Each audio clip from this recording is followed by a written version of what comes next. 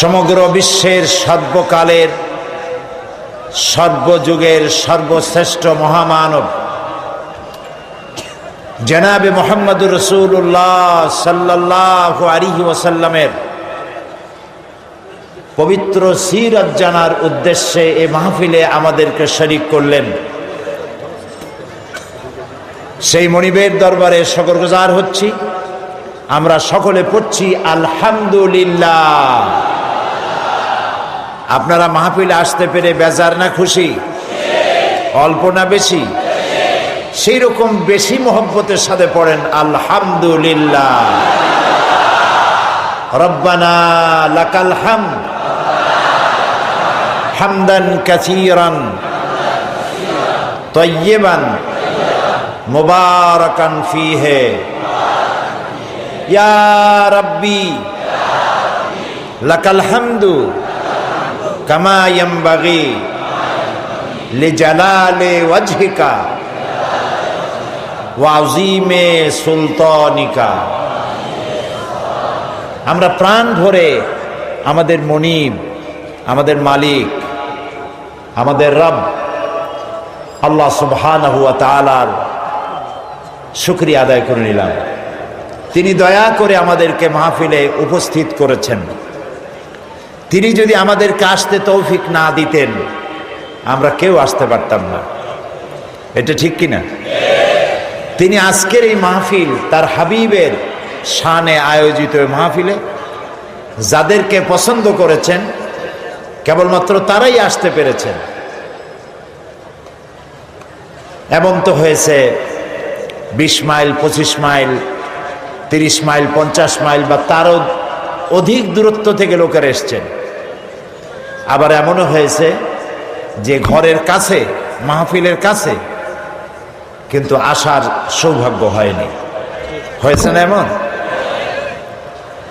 আমি আসরের নামাজের পরে খবর পেলাম পিরোজপুর থেকে, পিরোজপুরের জিয়ানগর উপজেলা থেকে একজন চেয়ারম্যান এবং একটি কলেজের প্রিন্সিপাল এবং সে এলাকার একজন দায়িত্বশীল ব্যক্তি, তারা একটা বেবি ট্যাক্সিতে করে পিরোজপুর থেকে এই মাহফিলে আসার জন্য রওনা করেছিলেন। প্রতিমধ্যে অ্যাক্সিডেন্ট করেছেন। জীবিত আছেন 3 জন, কিন্তু আহত হয়েছেন। তারা বোধহয় হসপিটালে পৌঁছে গেছে কিনা আমি জানতে পারি নাই। মাহফিলের শেষে খবর নেব ইনশাআল্লাহ।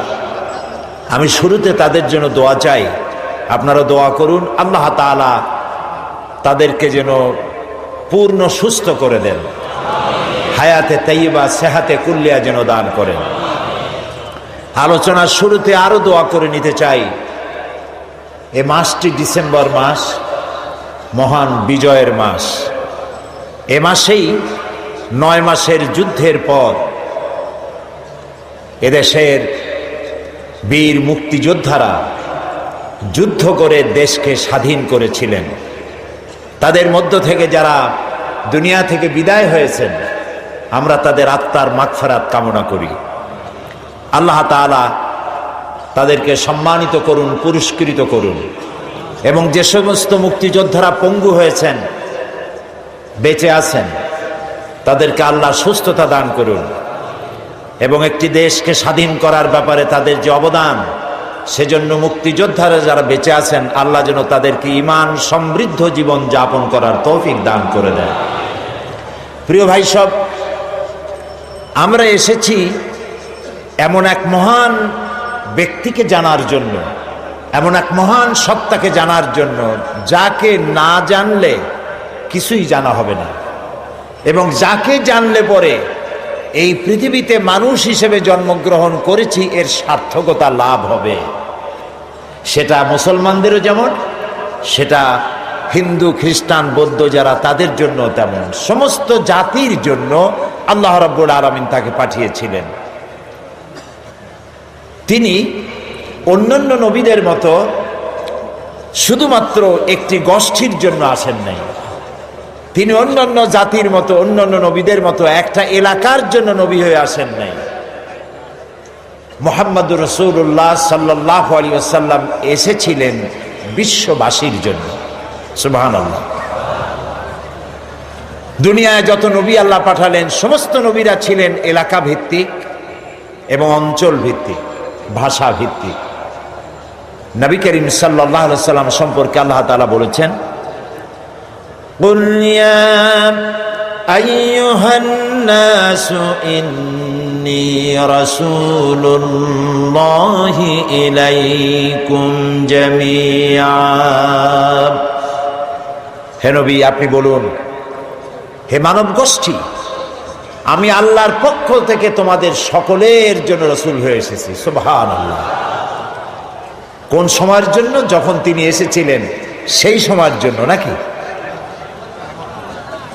কি বলেন? বুঝতে পারছেন না?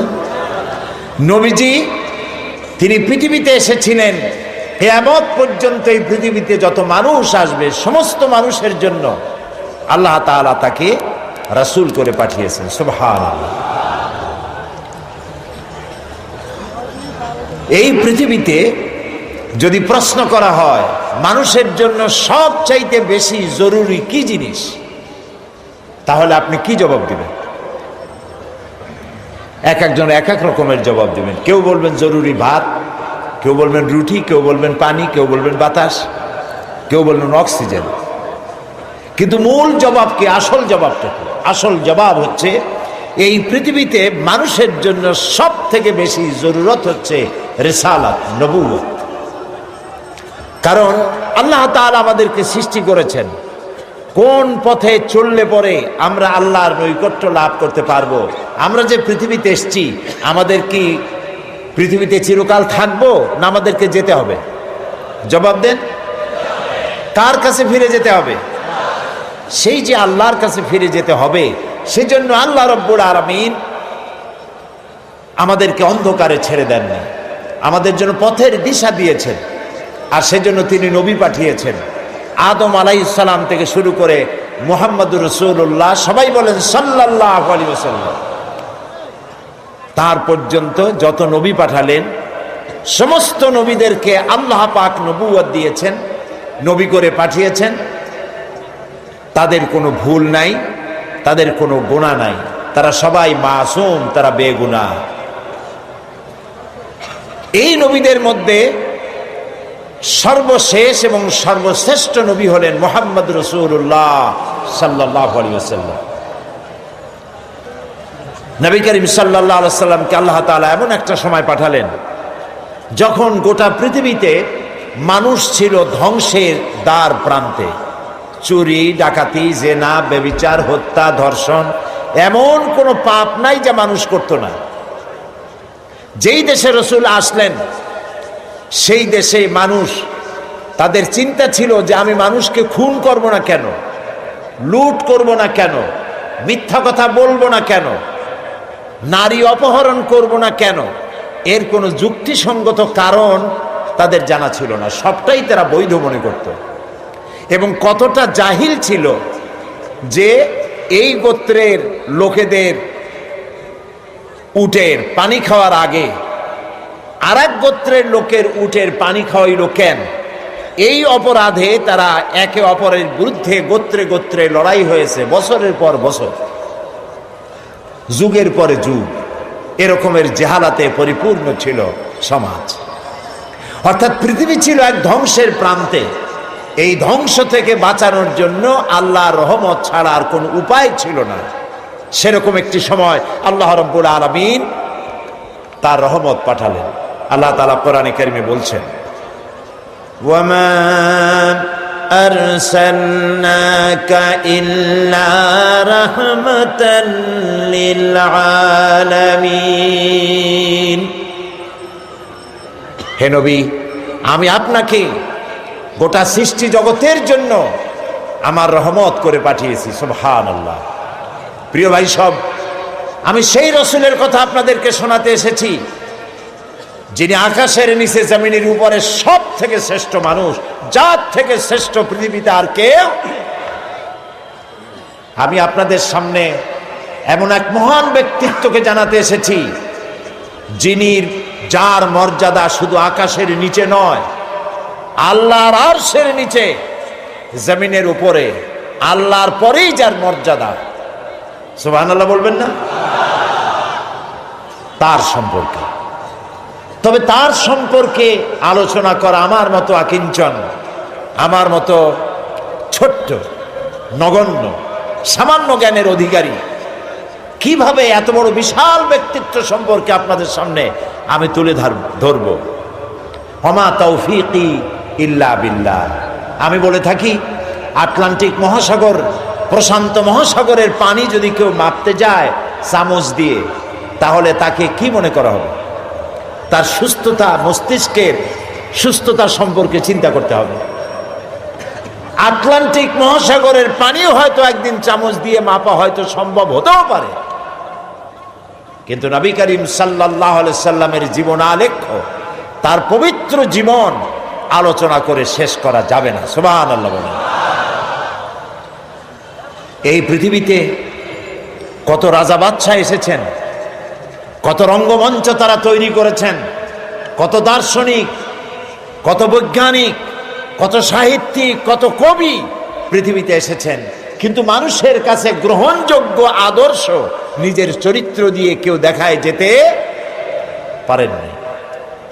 নবী করিম সাল্লাল্লাহু আলাইহি সাল্লাম এক ব্যতিক্রম ধর্মী মানুষ, আল্লাহ তাকে পাঠাইছিলেন পৃথিবীতে।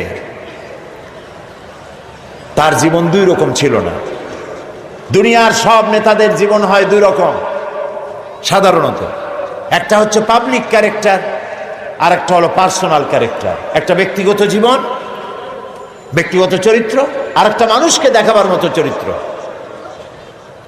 আপনি বলেন আমাকে, পৃথিবীতে এমন একজন নেতার নাম বলেন যিনি বলতে পারবেন আমার শৈশবে, আমার কৈশোরে, আমার যৌবনে, দিনে এবং রাতে আমি যা যা করেছি, আমার বন্ধুরা, আমার ড্রাইভার, আমার চাকর, আমার বাড়ির লোকজন, আমার বউ, আমার বন্ধু, আমার সাথী, তোমরা আমার ব্যাপারে যা দেখেছো সব মানুষকে বলে দাও, পারবে কেউ বলতে? এরকম আসতে বললেন, কথা বুঝতে পেরেছেন কিনা? তাহলে বলেন, এরকম কেউ বলতে পারবে? এবার যার সিরাত জানার জন্য, পবিত্র জীবন জানার জন্য, আরামকে হারাম করে মাঠের ভিতরে বিনা বিছানায় যারা বসেছেন, যার জীবনকে জানার জন্য, তার সম্পর্কে শোনাই। আল্লাহর নবী বলেছেন, ও আমার সাহাবীরা, ও আমার স্ত্রীরা, দিনের আলোতে, রাতের আধারে আমার ব্যাপারে যা জেনেছো আর যা দেখেছো সবগুলো খুলে খুলে মানুষের সামনে বলে দাও। রাসূলের জীবন ছিল সূর্যের মতো দীপ্তমান, যেখানে কোনো কালিমা নাই। অন্ধ সূর্যের আলো অনুভব করতে পারে, ঠিক না? সমস্ত মানুষ তার জীবন সম্পর্কে ওয়াকিবহাল। পৃথিবীতে কেউ নাই রাসূলের চরিত্রে কোনো দাগ লাগানোর কোনো কথা বলতে পারে। সুবহানাল্লাহ বলতে ইচ্ছে করে না? আপনারা যে বসে আছেন এখানে, প্রত্যেকটা মুহূর্ত আপনার আমলনামায় নেকি লেখা হচ্ছে। কারণ জিক্রে ইলাহি যেমন ইবাদত, আল্লাহর জিকির করা কি বলেন না কেন? আল্লাহর জিকির যেমন ইবাদত, জিক্রে ইলাহি যেমন ইবাদত, জিক্রে হাবিবও তেমন ইবাদত। আমরা রাসূলকে স্মরণ করছি, তার আলোচনা করছি। কি মহান ব্যক্তিত্ব, যার জীবনে দুই রকমের কোনো কিছু নাই, সব স্পষ্ট। আল ওয়াদুহু ওয়াস সারাহা, একদম দিবালোকের মতো স্পষ্ট, কোনো বক্রতা নাই। কাফেরেরা চিন্তা করত যে এই লোকটা হইল কেমনে, এভাবে কেমনে হলো? শৈশব, কৈশোর, যৌবন কাটালেন তিনি এই সমাজের মধ্যে, কিন্তু মিথ্যা কথা বলেন না। মিথ্যা ছাড়া সমাজ চলে না, মদ ছাড়া মুহূর্ত চলে না। মদের অন্তত 100 প্রকার নাম ছিল তাদের। মদ খাইতে খাইতে শেষ পর্যন্ত মদের গ্লাস আর জগ বুকে জড়াই ধরে সিদ্ধ হয়ে পড়ে থাকত। এরকম একটি সমাজে তিনি বড় হলেন। মদের গ্লাস তিনি টাচ করেছেন, হাত দিয়ে ধরে দেখেছেন, জীবনের শত্রুরাও বলতে পারবে না কেমনে হইল। তিনি যখন কোরআন শরীফ পড়তেন, কাফেররা মনে করত যে লোকটা কোনোদিন কোনো কবির সাথে বসে নাই, ওঠে নাই, সাহিত্যিকদের সাথে আনাগোনা ছিল না। এই যে মিলায় মিলায় বলে, নিশ্চয়ই কবি হয়ে গেছে, তলে তলে কবি হয়ে গেছে। নবী করিম সাল্লাল্লাহু আলাইহি সাল্লাম সম্পর্কে যখন যে কথা এসেছে, জবাব রসুলের দেওয়া লাগে নাই, জবাব দিয়েছেন কে? রসুলকে এক পর্যায়ে মজনুন বলা হয়েছে। মানে কি? পাগল বলা হয়েছে। রসুলকে পাগল বলা হয়েছে, রসুল জবাব দেন নাই। কারণ রসুলকে যদি পাগল বলা হয়, তাতে রসুলের তো অসুবিধা নাই। এ আঘাত লাগে আল্লাহর, আঘাত লাগে আল্লাহ তাআলার অস্তিত্বের উপরে। আল্লাহ রাব্বুল আলামিন সঙ্গে সঙ্গে জবাব দিয়ে দিলেন। আল্লাহ রাব্বুল আলামিন বলেন, ওয়ামা সাহিবুকুম বিমাজনুন, তোমাদের সাথী পাগল নন। মুহাম্মদ সাল্লাল্লাহু আলাইহি ওয়াসাল্লাম পাগল নন তা বললেন না, বললেন তোমাদের সাথী পাগল না। তোমরাই তো সাথে ছিলা, একসঙ্গে খেলাধুলা করেছো, ওঠা বসা করেছো। তার জীবন যৌবন চোখের সামনে, পাগলামির কি দেখলে তার মধ্যে? নবী করিম সাল্লাল্লাহু আলাইহি ওয়াসাল্লামকে যখন কবি বলা হলো, আল্লাহ তাআলা প্রতিবাদ করলেন। আল্লাহ তাআলা বললেন, ওয়ামা আল্লামনাহু আশ-শি'রা ওয়ামা ইয়ানবাগী লাহু। আল্লাহ তাআলা বলেন, আমার নবীকে আমি কবিতা শিখাই নাই, আর কবিত্ব আমার নবীর জন্য শোভনীয় নয়। আমার নবীরে আমি কবিতা শিখাই নাই, আর কবিতা আমার নবীর জন্য শোভনীয় নয়। এটা কি কথা? কবিতা নবীর জন্য শোভনীয় নয়। কারণ হলো, কবিরা অনেক সুন্দর সুন্দর কবিতা লিখতে পারেন, মানুষের মধ্যে উত্তেজনা, টেনশন, রোমান্স পয়দা করতে পারেন, কিন্তু কোনো সিদ্ধান্ত দিতে পারেন না। কবিরা পৃথিবীতে মানুষকে এমন কোন আদর্শ কবিত্বের মাধ্যমে শিক্ষা দিতে পেরেছেন, হোমার থেকে শুরু করে আজ পর্যন্ত এরকম কবি দেখা যায়নি। এবং কবিরা এমন এমন কথা বলেন যা বাস্তবতার সাথে মিল নাই। কবিরা আবেগ উচ্ছ্বসিত হন, কল্পনার ঘোড়ার পৃষ্ঠের উপরে বসে তেপান্তরের মাঠ দিয়ে নিরুদ্দেশ্যের উদ্দেশ্যে দৌড়াতে থাকেন। বাস্তবতার সাথে মিল থাকে না।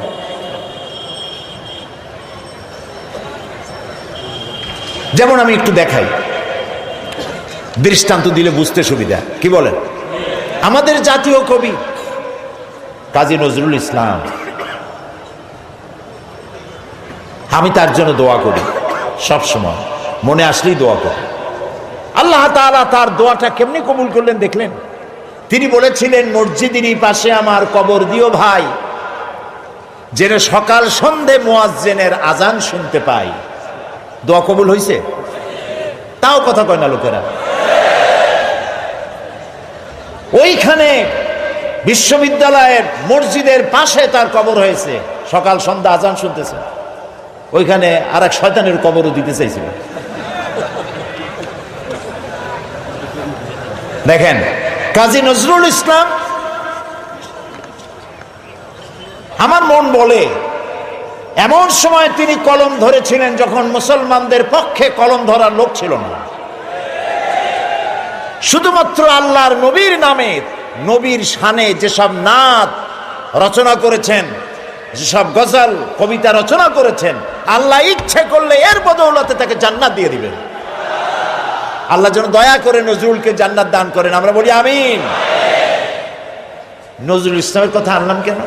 ওই যে কবিতা, যারা কবি হন আবেগে উচ্ছ্বাসিত হয়ে এমন সব কথা বলেন যার সাথে বাস্তবতার মিল নেই।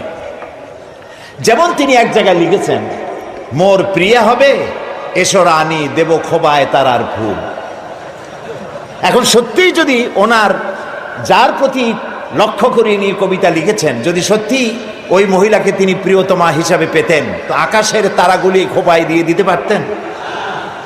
তারপরে তিনি লিখেছেন, জ্যোৎস্না রং আর রং ধরুন রং মিলাইয়া আলতা বানাইয়া তোমার পায়ে পরাই দিতাম। এটা কি উনি পারতেন? পারতেন না। কবিরা সাধারণত আবেগপ্রবণ হন, আবেগে কথা বলেন যার বাস্তবতার সাথে মিল নাই। কবি হাফিজ নিশ্চয়ই নাম শুনেছেন, পারস্য কবি। তিনি তার প্রিয়তমা সম্পর্কে লিখেছেন। ফার্সি কবিতাটা আমার এখন মনে আসতেছে না। কবিতার অর্থ হচ্ছে যে আমার প্রিয়তমার লাল গালের উপরে যে কালো তিলটি আছে, একটি লাভ স্পট, এই প্রিয়তমার লাল গালের কালো তিলটি যদি আমি লাভ করতে পারি, আমি পাই, তাহলে সামারকান্দ এবং বুখারা আমি আমার প্রিয়তমার জন্য উৎসর্গ করে দিতে পারি। সামারকান্দ এবং বুখারার বাদশা ছিলেন তৈমুর লং। তৈমুর লং এই কবিতা শুনিয়া পুলিশ পাঠাতেছে, ব্যাটার ধরে নিয়ে বলল, হাফিজ তুমি তোমার প্রিয়তমার লাল গালের কালো তিলের জন্য গলায় দড়ি দিয়ে মরো, কিন্তু আমার রাষ্ট্র বিলিয়ে দেওয়ার অধিকার তোমার কে দিল? হাফিজ দেখলো যে সর্বনাশ, আমার তো জীবনই শেষ হয়ে যাবে। কবি মানুষ তো সাথে সাথে কবিতা পাল্টায় ফেললো। বলল, জাহাপানা আপনি তো ভুল শুনছেন, আমার কবিতার শেষের লাইনে আপনি কি শুনেছেন? বলল যে তোমার শেষের লাইন তো ছিল সামারকান্দ ও বুখারা, সামারকান্দ এবং বুখারা বিলাই দেবটা ছিল। তিনি বলছেন না, আপনি ভুল শুনেছেন, ওখানে আমার মূল কথা ছিল সেমনকান্দ অখর মারা। তার মানে হলো আমি বলতে চেয়েছি আমার প্রিয়তমার লাল গালের কালো তিলটি যদি লাভ করতে পারি, তাহলে 3 মণ চিনি আর 1 মণ খোরমা বিলাই দেব। আমি কিন্তু আপনাদের হাসির খোরাক দেইনি, চিন্তার খোরাক দিয়েছি। দুনিয়ার সব কবিরা এভাবে আবেগ প্রবণ হন, উচ্ছ্বসিত হন, রোমান্টিক হন। নবী আবেগ প্রবণ হতে পারেন না। নবী যদি আবেগে উচ্ছ্বসিত হয়ে পড়েন, আবেগে আবেগতাড়িত যদি হয়ে যান, তাহলে তো ইনসাফ করতে পারবেন না। নবীজির কাছে হযরত ফাতেমা রাদিয়াল্লাহু তাআলা আনহা এসেছেন, হাতের ঠোসকা পড়েছে, বলছেন, ইয়া রাসূলুল্লাহ, আব্বাজান কুয়া থেকে পানি উঠাতে উঠাতে দড়ি দিয়া আমার ঘাড়ের উপরে দাগ পড়ে গিয়েছে, আটা পিষতে পিষতে 2টো হাতে ঠোসা পড়ে গিয়েছে, আমার খুব কষ্ট হয়, আমাকে একজন খাদেমা আপনি দিবেন। রাসূলুল্লাহ বলছেন, ফাতেমা আমি মদিনার এখনো অমুক অমুক গোত্রের খাবার পৌঁছাইতে পারিনি, অমুক অমুক গোত্রের দাবি দেওয়া এখনো মিটাইতে পারিনি, আমি তো তোমাকে খাদেমা দিতে পারবো না। বরং তুমি এক কাজ করো, প্রত্যেক নামাজের পরে সুবহানাল্লাহ 33 বার, আলহামদুলিল্লাহ 33 বার, আল্লাহু আকবার 34 বার, এটা তুমি পড়ো। রাসূল যদি মেয়ের কলিজার টুকরা মেয়ে হযরত ফাতেমাকে না দেখে তিনি থাকতে পারতেন না। একবার রাসূলুল্লাহ বসা মসজিদে নববীতে, মুখ মলিন, সাহাবীরা ভয়তে কথা বলতে সাহস পাচ্ছে না। কিছুক্ষণ পর নবীজি উঠে চলে গেলেন হযরত ফাতেমার ঘরে। কিছু সময় পরে বেরিয়ে এলেন হাসি খুশি চেহারা।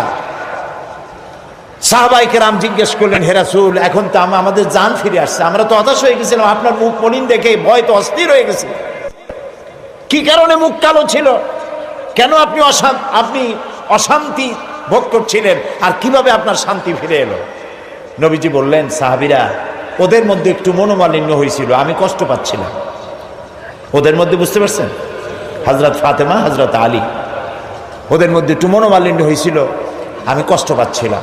আমি ভেতরে গিয়ে দুজনকে নসিহত করলাম, তাদের মধ্যে এখন আবার আগের মতো হাসি খুশি ফিরে এসে আমি খুশি হয়ে গেছি। ফাতেমা আমার কলিজার টুকরা, যে ফাতেমাকে ব্যথা দেয় সে মুহাম্মদ সাল্লাল্লাহু আলাইহি ওয়াসাল্লামকে ব্যথা দেয়। প্রিয় ভাই সব, যে মেয়েকে এত ভালোবাসেন তিনি আবেগ প্রমাণ হলে তিনি তো দিতেই পারতেন, তিনি মদিনার বাদশাহ, প্রেসিডেন্ট। নবী আবেগ প্রমাণ হতে পারেন না, আবেগের বশীভূত হতে পারেন না। এই জন্য আল্লাহ তাআলা প্রতিবাদ করেছেন, ওমা আল্লামনাহু শি'রা ওমা ইয়ানবাগী লাহু, আমি আমার নবীকে কবিতা শেখাই নাই, আর কবিত্ব নবীর জন্য শোভনীয় নয়। নবীর পার্সোনালিটি ভিন্ন। একজন সাহাবী বলেছিলেন, হে রাসূল, রাসূলুল্লাহ বলছিলেন যে তুমি এই কাজটা করলা না কেন? সাহাবী জড়সড় হয়ে গেলেন ভয়তে, বললেন, ইয়া রাসূলুল্লাহ, আমি তো বুঝি নাই, আপনি যদি একটু চোখ দিয়ে আমাকে ইশারা করতেন তাও তো আমি কাজটা করে ফেলতাম। রাসূলুল্লাহ বললেন, চোখ দিয়া ঠারে ঠরে কথা বলা নবুয়তের শান নয়। সুবহানাল্লাহ, সুবহানাল্লাহ। দেখেন না, মানুষের চোখ মেরে কথা বলে, ঠারে ঠরে কথা বলে, নবুয়তের শান এটা নয়। নবীজি যখন কথা বলতেন কারোর সাথে, পুরা দেহ মোবারকটা ফিরাই দিতেন, ডান দিকে, বা দিকে, পিছনে। আমরা যেভাবে এরকম কাটকুট করে শুনি, এরকম করতেন না, যাতে যার সঙ্গে কথা বলছেন তিনি যেন একথা বুঝতে পারেন যে রাসূল পুরা মনোযোগী হয়ে শুনছেন, আমাকে ইগনোর করছেন না। প্রিয় ভাই সব, এক মহাসমুদ্র। রাসূলুল্লাহ নামাজ পড়তেছিলেন, হযরত ওমর রাদিয়াল্লাহু তাআলা আনহু তখনও কাফির, চাইছিলেন রাসূলকে শায়েস্তা করবেন, মারবেন, লাঞ্ছিত করবেন। নামাজরত অবস্থায় দেখে তিনি চিন্তা করলেন, যাক নামাজ পড়তেছে, এখন কিছু করব না, নামাজটা শেষ হোক, তারপরে আচ্ছা করে। হযরত ওমর বলেন, আমি নবীজের পিছনে দাঁড়িয়ে অপেক্ষা করতেছিলাম নামাজ কখন শেষ হবে, আর তিনি নামাজের ভিতরে তেলাওয়াত করতেছিলেন। তেলাওয়াত যখন শুনলাম, আমার কাছে মনে হলো এই কথাগুলি মানুষের বানানো নয়, নিশ্চয়ই কোন জিন রাসূলুল্লাহকে শিখায়া দেয়। আমি যখন এই চিন্তা করেছি, এত সুন্দর মিলায়া কি করে পড়েন, জেনে শিখায় দিয়েছে, এই চিন্তা যখন আমি করেছি, নবীজি তখন আমার এই কথার জবাব যেন তিনি দিলেন। তিনি পড়লেন, ইন্নাহু লাকাউলু রাসূলিন কারীম। না, এটা কোনো জিন বা অন্য কারো কথা নয়, এটি হচ্ছে মহান বার্তাবাহকের বর্ণনা। হযরত ওমর বলছেন, জিনের কথা না হলে কবির কথা তো বটেই। এত সুন্দর মিলানো, দেখছেন না কোরআন শরীফে কি মিল, লক্ষ্য করছেন? করেন নেই বোধ হয়, করার জন্য অনুরোধ করি। কোরআন তাড়াতাড়ি পড়বেন, মনে হবে আপনি প্রবন্ধ পড়ছেন। থেমে থেমে পড়বেন, মনে হবে যেন কবিতা পড়তেছেন। প্রত্যেক আয়াতে আয়াতে মিল। সুবহানাল্লাহ। হযরত ওমর বলছেন, ভাবলাম মুহাম্মদ সাল্লাল্লাহু আলাইহি সাল্লাম কবি হয়ে গেছে।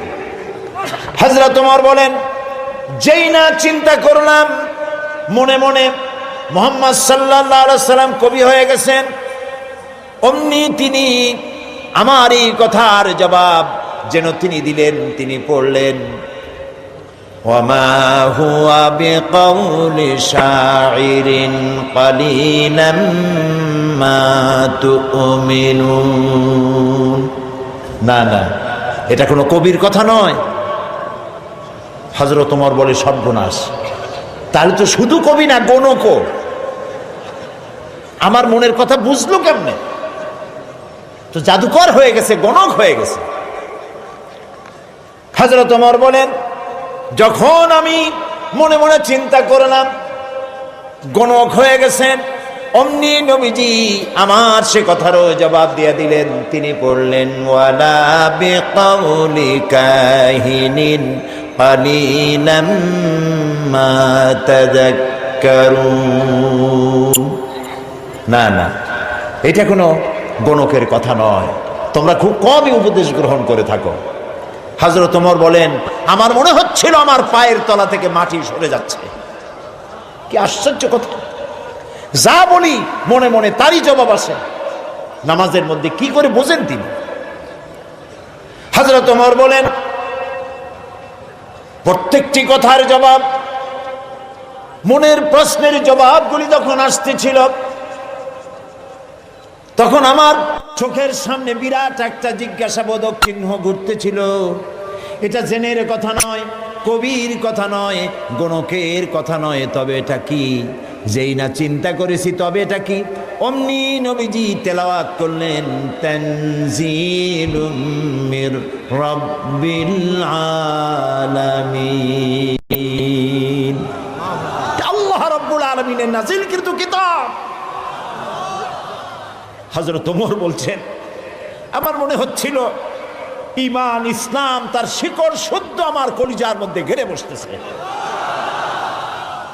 কিন্তু তখনও সময় আসে নাই হযরত ওমরের ঈমান কবুল করার।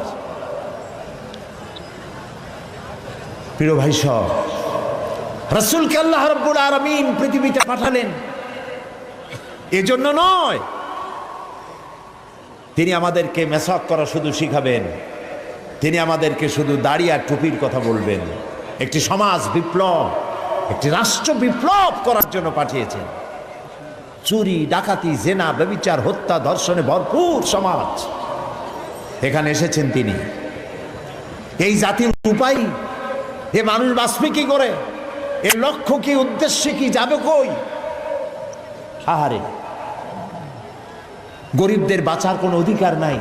গরিবরা শোষিত, নির্যাতিত, নিপীড়িত, নিগৃহীত। বড় লোকদের সব জোর জার, মুলুকতা।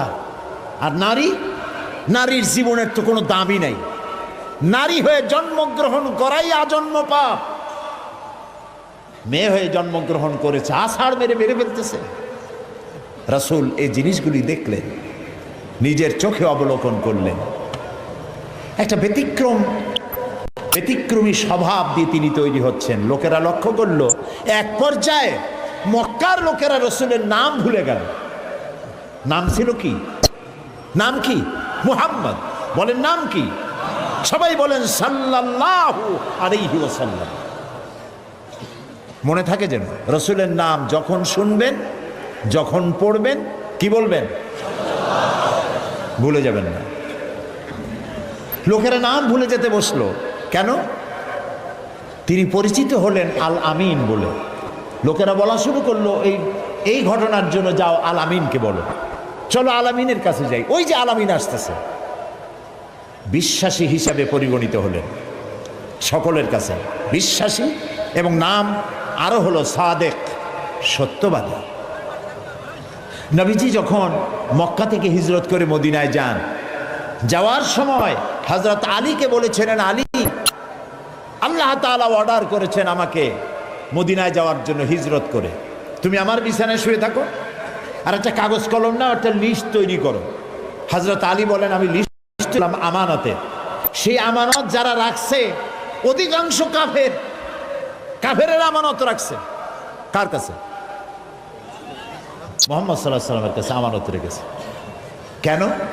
কাফেরেরাও বুঝতো যেসব নেতার পিছনে ঘুরি, এগুলো শয়তানের চাইতেও খারাপ।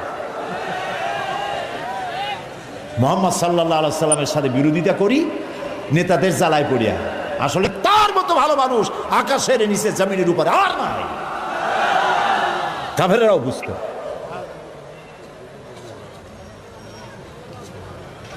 এখনো আমাদের দেশে যত নেতা আছে, অনুসারীরা বোঝে খাঁটি শয়তান। নামাজ নাই না, দেখেন না, নামাজ নাই, রোজা নাই, আল্লাহ পরকালের চিন্তা নাই, মিথ্যা কথা বলে অনবরত। মানুষে যেমন বমি করে হড় হড় করিয়া, মুখ দিয়া মিথ্যাগুলি বমির মতো বাইর হইতে থাকে। একটা ভালো কথা বলতে জানে না, শুধু অসত্য আর মিথ্যা বলতেই থাকে, আমানতের খেয়ানত করে। তবে এইসব নেতাদের পিছনে ঘোরে কেন? এই চিন্তায় যে এরা যদি এমপি মন্ত্রী হইতে পারে, তা একটা চাকরি পাবো, লাইসেন্স পাবো, টিয়ার কাবি খা খাইতে পারবো। জি, নাম রাখছে কাবি খা, তার মানে হলো খাবি খা।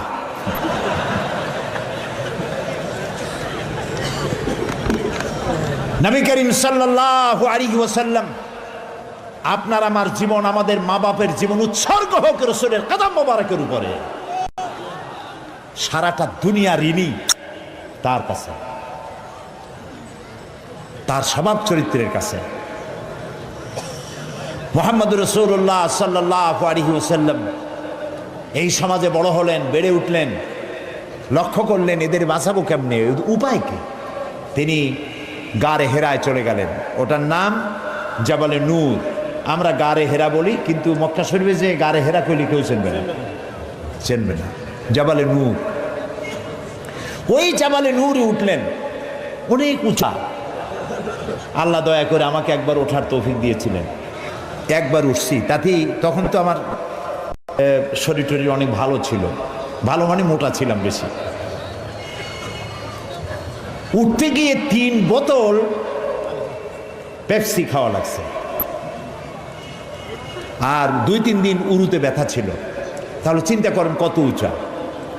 সেই পাহাড়ের অনেক উঁচায় একটা ছোট্ট জায়গা, একটা রাস্তা আছে একটুখানি, এই সোজাভাবে ঢোকা যায় না, কাত হয়ে কইয়া কাইতেছেন আমাদের দেশে বলে, ওই কইয়া কাইত হয়ে ঢোকা যায়।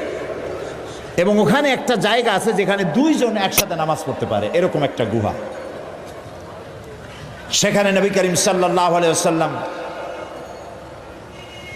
চিন্তা গবেষণা করতে লাগলেন।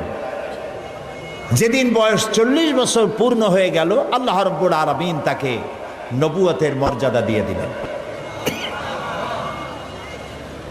এই নবুয়তের মর্যাদা নিয়ে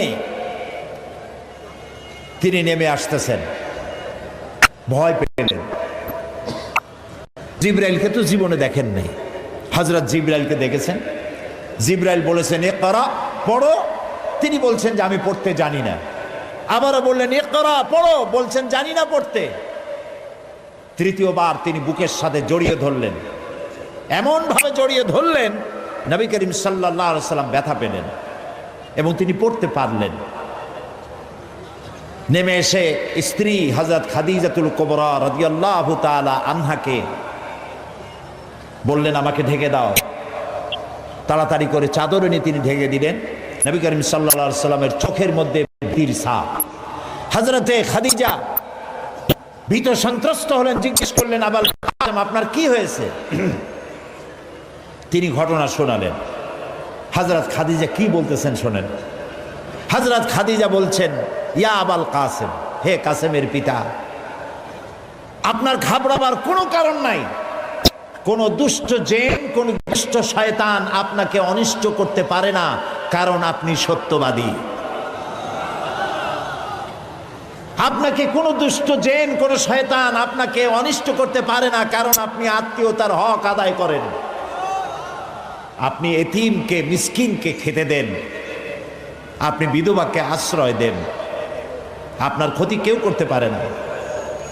হযরত খাদিজা দৌড় মারলেন এবং নিজের চাচাতো ভাই হযরত ওয়ারাকা বিন নওফল, তিনি ছিলেন তাওরাতের জবরদস্ত আলেম, নবীজির মুখে খবর শুনলেন। সবটা শুনে নবীজির মস্তক মোবারকের উপরে চুমো খেয়ে বললেন কুদ্দুসুন কুদ্দুসুন, অতি পবিত্র, মহাপবিত্র ইয়া মুহাম্মদ সাল্লাল্লাহু আলাইহি ওয়াসাল্লাম। আপনার কাছে যিনি এসেছিলেন তিনি কোনো জিন নয়, তিনি মহাপবিত্র আত্মা, তিনি ফেরেশতা। যে ফেরেশতা এসেছেন ইব্রাহিম, মূসা, ঈসা, ইয়াকুব, আইয়ুব, সমস্ত নবীদের কাছে যে ফেরেশতা এসে, সেই জিবরাইল এসেছিলেন আপনার কাছে। তাওরাতে আমি যা পড়েছি তার সাথে মিল হয়ে যাচ্ছে। আপনি আখিরি জামানার পয়গম্বর। তবে আমার জন্য আফসোস, আমি বৃদ্ধ। এই জাতি আপনাকে খুব কষ্ট দেবে, নির্যাতন করবে। সেদিন পর্যন্ত যদি আল্লাহ আমারে বাঁচায় রাখেন, আমি আপনাকে সাহায্য করব, আপনার সাথে থাকব। প্রিয় ভাই সব, একটা নারী, একজন স্ত্রী পুরুষের জন্য, স্বামীর জন্য সব থেকে উত্তম সাক্ষী দিতে পারে। এর থেকে ভালো সাক্ষী আর কেউ দিতে পারে না। আল্লাহর নবী যখন তার স্ত্রী হযরত খাদিজা রাদিয়াল্লাহু তাআলা আনহাকে যখন দাওয়াত দিয়েছেন, আল্লাহ রাব্বুল আলামিন যখন দাওয়াতের জন্য বলে দিলেন নিকটবর্তী আত্মীয়দেরকে দাওয়াত দাও, সর্বপ্রথম নবীজি গিয়ে হযরত খাদিজাকে দাওয়াত দিলেন। বললেন আল্লাহ ছাড়া কোনো ইলাহ নাই, মাহবুদ নাই, তার উপর ঈমান আনো। আর আমি মুহাম্মদ রাসূলুল্লাহ সাল্লাল্লাহু আলাইহি সাল্লাম, আখিরি জামানার পয়গম্বর, আমার উপর ঈমান আনো। স্ত্রীর জন্য স্বাভাবিক ছিল। স্ত্রী তো কমসে কম স্বামীরে চেনে, কি বলেন আপনারা, চেনে না? সব মানুষকে আপনি ধোঁকা দিতে পারবেন, সব মানুষকে আপনি চোখে ধুলা দিতে পারবেন, কিন্তু স্ত্রীকে ভাঙিয়ে দিতে পারবেন না, ঠিক কিনা বলবেন? স্ত্রী আপনার জন্য ভালোবাসা দিতে পারে, জীবন দিতে পারে, সব দিতে পারে, কিন্তু ঈমান আনা অত্যন্ত কঠিন। নবীজি যখন হযরত খাদিজাকে ঈমানের দাওয়াত দিলেন, হযরতে খাদিজা রাদিয়াল্লাহু তাআলা আনহা এক মুহূর্ত দেরি করেন নাই, সঙ্গে সঙ্গে পড়েছেন লা ইলাহা ইল্লাল্লাহু মুহাম্মাদুর রাসূলুল্লাহ। জোরে পড়েন লা ইলাহা ইল্লাল্লাহ, লা ইলাহা ইল্লাল্লাহ, লা ইলাহা ইল্লাল্লাহু মুহাম্মাদুর রাসূলুল্লাহ। হযরত খাদিজা বলছেন, ইয়া আবুল কাসেম, আপনি অবশ্যই আল্লাহর নবী। আমার কোনো বিন্দু মাত্র সন্দেহ নাই, কারণ বিগত 15 বছর আপনার সাথে ঘর সংসার করে আপনাকে যেভাবে দেখেছি, কোন সাধারণ মানুষের আচরণ এরকম হতে পারে না, আপনি অবশ্যই আল্লাহর নবী। নবী করিম সাল্লাল্লাহু আলাইহি ওয়াসাল্লাম এই দাওয়াত নিয়ে ছড়িয়ে পড়লেন ময়দানে। তিনি বলেছেন লা ইলাহা ইল্লাল্লাহ। এই কালেমার দাওয়াত কি শুধু মুহাম্মদ সাল্লাল্লাহু আলাইহি ওয়াসাল্লামের ছিল না, সব নবীদের ছিল।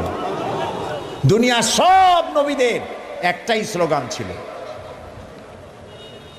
কারো মধ্যে কোনো মতপার্থক্য, মতদ্বৈততা হয় নাই, সকলের স্লোগান একটা, লা ইলাহা ইল্লাল্লাহ। এই কালেমার বিপ্লবী দাওয়াত পেশ করেছেন সমস্ত নবীরা। আমরা এই কালেমাটা বুঝি না, না বোঝার কারণেই দুরবস্থা হয়েছে। আমরা শুধু এটারে জিকিরের বুলি বানাইছি। দেখছেন কি কায়দায় জিকির করে, লা ইলাহা ইল্লাল্লাহ ইল্লাল্লাহ, এমন জোরে ইল্লাল্লাহ বলে তাতে কলব থাকলেও পারে, গেলেও পারে। কি বুঝে ইল্লাল্লাহ বলতেছেন, আবার লা ইলাহা ছেড়ে দিয়া খালি ইল্লাল্লাহ করে, এরকমও শুনেছি। শুনছেন আপনারা? লা ইলাহা বাদ দিয়া কতক্ষণ ইল্লাল্লাহ ইল্লাল্লাহ ইল্লাল্লাহ। আশ্চর্য কথা, এটা কি কি বলতেছেন আপনি? ইল্লাল্লাহ মানে তো আল্লাহ ছাড়া, আল্লাহ ছাড়া কি? লা ইলাহা ইল্লাল্লাহ এই কালেমার দাওয়াত যখন নবীরা দিয়েছেন, হযরত মূসা আলাইহিস সালাম যখন বলেছেন লা ইলাহা ইল্লাল্লাহ, এ আঘাত লেগে ফেরাউন দরিয়ায় নীলের মধ্যে ডুবে শেষ হয়ে গিয়েছে। হযরত ইব্রাহিম আলাইহিস সালাম যখন বলেছেন লা ইলাহা ইল্লাল্লাহ, নমরুদের গোষ্ঠী সাফ হয়েছে, জুতা পিটা খাইয়া দুনিয়া থেকে বিদায় হয়ে গেছে, ঠিক না ভাই? মুহাম্মদ সাল্লাল্লাহু আলাইহি সাল্লাম যখন বলেছেন লা ইলাহা ইল্লাল্লাহ, তখন আবু জাহাল, আবু লাহাব, উতবা, শাইবা, মুগীরা এ সবগুলির গায়ে আগুন জ্বলে গেছে। কেন আগুন জ্বললো? তারা বুঝছে লা ইলাহা ইল্লাল্লাহর অর্থ কি। তারা বুঝেছে লা ইলাহা ইল্লাল্লাহ মানেই হচ্ছে কোনো ইলাহা নাই, আইনদাতা নাই, বিধানদাতা নাই, শাসনকর্তা নাই, কাউকে মানি না। কে ছাড়া? আল্লাহ ছাড়া। ফেরাউনও বুঝেছে। ফেরাউন বোঝেন? ফেরাউনকে মুসা আলাইহিস সালাম যখন বলেছেন বলো লা ইলাহা ইল্লাল্লাহ, ফেরাউন বলেছে মা আলিমতু লাকুম মিন ইলাহিন গায়রি, আমি তো জানি না যে আমি ছাড়া আরো কোন ইলাহ আছে, আমি তো ইলাহ। তুমি যদি আমারে বাদ দিয়ে আর কাউকে ইলাহ মানো, লাআজআলান্নাকা মিনাল মাসজুনিন, কারারুদ্ধ করে রাখবো, জেলখানায় ঢুকিয়ে দেব। মুসা আলাইহিস সালাম ভয় পাইছিলেন নাকি? ভয় পাননি। কাফেরেরা বুঝতে পারতো লা ইলাহা ইল্লাল্লাহর অর্থ কি। আবু জাহাল, আবু লাহাব, উতবা, শাইবারা,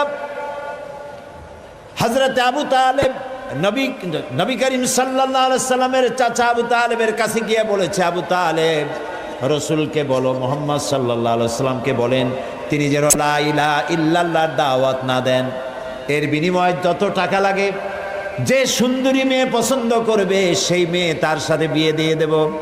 নেতৃত্ব দেব, টাকা দেব, পয়সা দেব, বাড়ি ঘর দেব, তবুও লা ইলাহা ইল্লাল্লাহ দাওয়াত যেন তিনি না দেন। নবীজির কাছে যখন প্রস্তাব গেল, আল্লাহ নবী বললেন, চাচাজি আবু তালিব, প্রস্তাব যেটা এসেছে ওই প্রস্তাবকরা যা দিতে পারবে সেটা তো স্বাভাবিক কথা, যেটা দিতে পারবে না তাও যদি ওরা আমার হাতে দিতে পারে, যেমন আকাশের সূর্যটা ধরে এনে যদি ওরা আমার ডান হাতে তুলে দেয়, আকাশের পূর্ণিমার চাঁদ যদি ধরে এনে আমার বাম হাতে তুলে দেয়, এরও বিনিময়ে আমি আল্লাহ নবী মুহাম্মদুর রাসূলুল্লাহ এক মুহূর্তের জন্য তাওহীদের দাওয়াত বন্ধ করে দেব না। নবীজি পৃথিবীতে আল্লাহর দ্বীনের দাওয়াত দেওয়ার জন্য, দ্বীন প্রতিষ্ঠার জন্য এসেছিলেন। এজন্য আসেন নাই আবু জাহাল, আবু লাহাব বা সাইবারা নেতৃত্ব দিবে আর মুহাম্মদ সাল্লাল্লাহু আলাইহি ওয়াসাল্লাম তার অধীনে চাকরি করবেন, মসজিদে বসে আল্লাহ আল্লাহ করবেন। মূসা আলাইহিস সালামকে জন্য পাঠানো হয়নি যে তিনি ফেরাউন রাজত্ব করবে আর তিনি তার অধীনে থেকে আল্লাহ বিল্লাহ করবেন। এজন্য পাঠানো হয়েছে। মূল উদ্দেশ্য কি? আল্লাহ রাব্বুল আলামিন বলেন, হুয়াল্লাযী আরসালা রাসূলাহু বিল হুদা ওয়া দীনিল হক লিইয়ুযহিরাহু আলাদ-দীনি কুল্লিহি ওয়া কাফা বিল্লাহি শাহীদা। আল্লাহ তাআলা তিনি রাসূলকে প্রেরণ করেছেন দ্বীনে হক আর সত্যের বিধান সহকারে, যাতে করে পৃথিবীর সব মতবাদের উপরে ইসলামকে তিনি বিজয়ী করে দিতে পারেন। নবী করিম সাল্লাল্লাহু আলাইহি সাল্লাম মক্কি জীবনে এই কাজটি তিনি চালু করলেন। নবী করিম সাল্লাল্লাহু আলাইহি সাল্লামকে আল্লাহ রাব্বুল আলামিন সব রকমের সম্মান এবং মর্যাদা দিয়ে পৃথিবীতে পাঠালেন দ্বীনকে প্রতিষ্ঠা করার জন্য। 13 বছর সময় লাগলো মক্কায়। কয় বছর লাগলো? 13 বছর। এই 13 বছর দ্বীনের দাওয়াত দিতে থাকলেন মানুষের দুয়ারে দুয়ারে গিয়ে, গোপনে, রাত্রে, দিনে। আল্লাহর মেহেরবানি লোক তৈরি হয়ে গেল। আবু বকর, ওমর, ওসমান, আলী, খাব্বাব, খুবাইব রিদওয়ানুল্লাহ তাআলা আলাইহিম আজমাইন, এই সব লোক তৈরি হয়ে গেল। কেমন লোক তৈরি হলো? যে হযরত ওমর রাসূলকে হত্যা করতে আসছিলেন, সেই ওমরকে আল্লাহ এমন দরজায় পৌঁছায় দিলেন, রাসূল বললেন, লা নাবিয়্যা বা'দি ওয়ালা রাসূলা, আমার পরে নবীও হবে না, রাসূলও হবে না, কিন্তু আমার পরে যদি কেউ নবী হতো লাকানা ওমর, ওমরে আল্লাহ নবী বানাই দিতেন। সুবহানাল্লাহ বলুন। এইসব লোক তৈরি হয়ে গেল। 13 বছর সময় লাগলো। আল্লাহ রাব্বুল আলামিন হিজরতের অর্ডার দিয়ে দিলেন। নবীজি এবার মক্কা শরীফ থেকে রওনা করেছেন। গভীর রজনীতে হযরতে আবু বকরকে সঙ্গে করে নিয়ে রওনা করলেন। জাবালে মিসফালার ভিতর দিয়ে, জাবালে কেদোয়ার উপর দিয়ে যাওয়ার সময় বারবার কাবার দিকে ফিরে তাকায় কাঁদতে লাগলেন আর বলতে লাগলেন, কাবারে বড় আশা ছিল তোর খেদমত করব, কিন্তু তোর নিষ্ঠুর সন্তানেরা তোর কাছে আমারে থাকতে দিল না রে। নবীজি হযরত আবু বকর রাদিয়াল্লাহু তাআলা আনহুকে সঙ্গে নিয়ে জাবালে সুরে চলে গেলেন। ফজরে রক্ত হয়ে গেল। হযরত আবু বকর বলেন, আর উপায় নাই, ধরা পড়ে যাব, এই গুহার মধ্যে গিয়ে আমরা আশ্রয় নেই। গুহার ভিতরে গিয়ে আশ্রয় নিলেন। সকালবেলায় কাফির বেঈমানেরা খুঁজতে খুঁজতে ওই পর্যন্ত এসেছে। একজন বলে পায়ের চিহ্ন এখানে শেষ, ভিতরে আছে, আর একজন বলে নাই। একজন বলে আছে, আর একজন বলে নাই। হযরত আবু বকর বলেন, ইয়া রাসূলুল্লাহ, আমরা ধরা পড়ে গেছি, আর উপায় নাই। এটা এত স্বল্প গভীর গুহা, বসতে পরে মাথা দেখা যায়, শুয়ে হাঁটু উঁচু করলে হাঁটু দেখা যায়, আর বাঁচার উপায় নাই। আল্লাহ রাব্বুল আলামিনের হাবিব তখন বললেন, কোরআনে কারীমের মধ্যে সূরা তাওবায় আল্লাহ শোনাই দিয়েছেন, ইদ ইয়াকুলু লিসাহিবিহি লা তাহজান ইন্নাল্লাহা মা'ানা। হে আমার বন্ধু, হে আমার সাথী, ভয় পেও না, আমরা দুইজন নই, আমাদের সাথে আর এক সত্তা আছে, তার নাম কি? সবাই বলেন। আল্লাহ রাব্বুল আলামিন তার হাবিবকে বাঁচালেন না ধরাই দিলেন? বাঁচাইছেন কিনা? দিনের বেলায় ঘুমায় থাকতেন, রাতের বেলায় চলতেন। 13 দিন সময় লাগলো। মক্কা শরীফ থেকে লোকেরা কাফেরেরা রাসূলকে ধরার জন্য সুরাকাকে পাঠিয়ে দিল।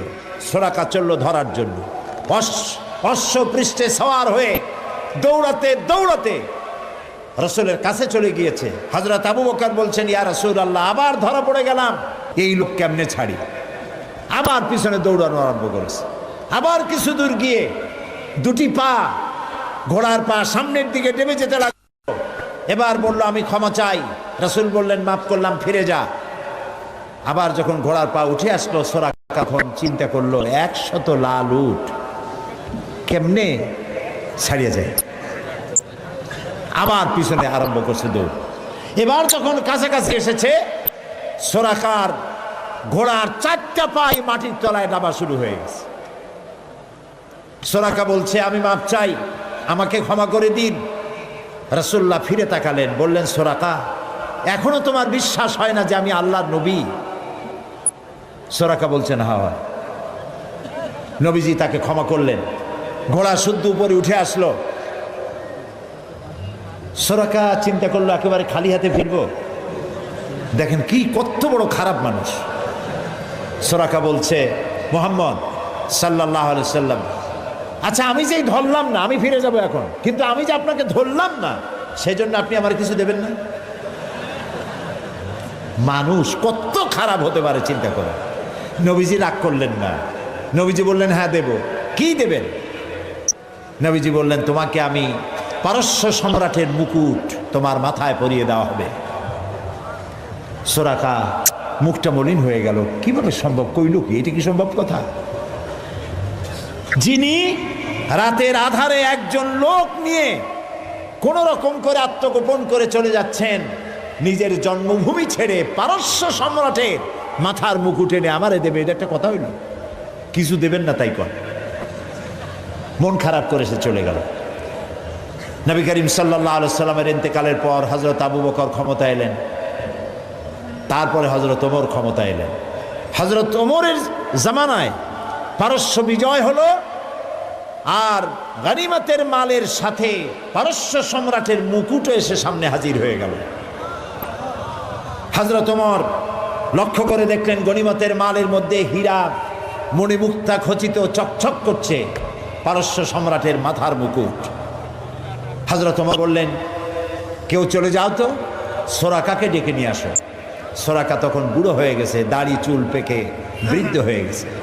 সুরাকাকে কাছে ডেকে হযরত ওমর নিজ হাতে পারস্য সম্রাটের মুকুটটা সুরাকার মাথায় পরিয়ে দিলেন। বললেন, সুরাকা, আল্লাহর নবীর ওয়াদা কখনো মিথ্যা হয় না। নবীজি মক্কা থেকে মদিনায় পৌঁছে গেলেন। প্রতিমধ্যে খুব ক্ষুধার্ত হয়েছিলেন। প্রতিমধ্যে কখনো খেতে পারতেন, কখনো খেতে পারতেন না। মদিনার কাছাকাছি, বুখারীতে এই বিবরণ এসেছে, কাছাকাছি হওয়ায় যখন হলেন, তখন উম্মে মাবাদের মা বাড়িতে ছিলেন একটা ঘরে। আবু মাবাদ কাজের জন্য চলে গেছে। কতগুলি ছাগল ছিল তাদের। এই মরুভূমিতে কোনো খাবার নাই, ঘাস নাই, ছাগল সব, বাচ্চা নাই, দুধ নাই, সব শুকায় গেছে। নবী করিম সাল্লাল্লাহু আলাইহি ওয়াসাল্লাম ক্ষুধার্ত, হযরত আবু বকর ক্ষুধার্ত। বাড়ির মধ্যে গিয়ে ঢুকছেন। উম্মে মাবাদকে জিজ্ঞেস করলেন, মহিলাকে জিজ্ঞেস করলেন, তোমার ঘরে কি কোনো খাবার আছে? তিনি বললেন, পথিক, আমার ঘরে কোনো খাবার নাই। আচ্ছা, দুধ আছে? তিনি বললেন, না, দুধ পাবো কোথায়? কই যে ওই যে একটা ছাগল দেখা যায়, একটা বকরি দেখা যায়। তো বললো যে, আপনি দেখতে পাচ্ছেন না, এই বকরি কত কৃষ, একেবারে শুকায় গেছে, ওর তো বাচ্চা নাই, ও দুধ দেবে কেমনে? রাসূলুল্লাহ বললেন, তুমি বকরিটা আমার কাছে নিয়ে আসো। মহিলা বকরিটা কাছে নিয়ে এলেন। রাসূলুল্লাহ বকরির ওলানে, ওলান বলে না, ওলানে হাত দিলেন। উম্মে মাবাদ বললেন, আমি তাকিয়ে থাকলাম, বকরি তার দুটি ঠ্যাং ফাঁক করে দিল পেছনে, আর ওলান বড় হয়ে মাটিতে ঠেকে গেল। রাসূলুল্লাহ বললেন, একটা পাত্র নিয়ে আসো। একটি পাত্র আনা হলো, বড় এক পাত্র দুধে ভরে গেল। রাসূলুল্লাহ পাত্র থেকে ঢেলে দিলেন, তুমি খাও। নিজে খায়েন। হযরত আবু বকরকে খাওয়ালেন। পাত্র পরিপূর্ণ থাকলো। বলল, তোমার স্বামী এলে তাকে দিও। রাসূলুল্লাহ চলে গেলেন। আবু মাবাদ বাড়ি ফিরেছেন, মুখ শুকনা। হঠাৎ করে দুধের দিকে চোখ পড়লো। বলল, তুমি দুধ পাইলা কই? আবু মাবাদ বলছে, পুরুষ বলছে যে আমি তো সারাদিন কষ্ট করেছি, কিছু খাই নাই, তুমি দুধ পেলে কোথায়? উম্মে মাবাদ বললেন, আমাদের বাড়িতে দুইজন মেহমান আসছিলেন এবং যা ঘটনা ঘটলো পুরা ঘটনা তিনি শোনালেন। আবু মাবাদ জিজ্ঞেস করেন, আচ্ছা বলো তো লোকটি কেমন, দেখতে কেমন? উম্মে মাবাদ বলছে, আবু মাবাদ, আমি সেই পুরুষটির কথা কি বলবো, আমার জীবনে এত সুন্দর সুপুরুষ আমি জীবনে দেখি নাই। তার চক্ষু আনত, তিনি উপরের দিকে তাকায় কথা বলেন না, প্রয়োজনের বেশি একটি কথাও বলেন না। তার চলা, তার বসা, তার কথা, মুখের বাণী মণিমুক্তার মতো আমি সারা জীবনে এমন মানুষ দেখি নাই। আবু মাবাদ বৃদ্ধ মানুষ সব শুনে বলল, খুব সম্ভব তওরাতে যে শেষ নবীর কথা শুনেছি নিঃসন্দেহে তিনিই হবেন, আমার ভাগ্য খুলে গিয়েছে। প্রিয় ভাই সব, রাসূলকে আল্লাহ রাব্বুল আলামিন এমন সৌন্দর্য দিয়েছিলেন, পৃথিবীতে এত সুন্দর সুপুরুষ পৃথিবীতে আর আসে নাই।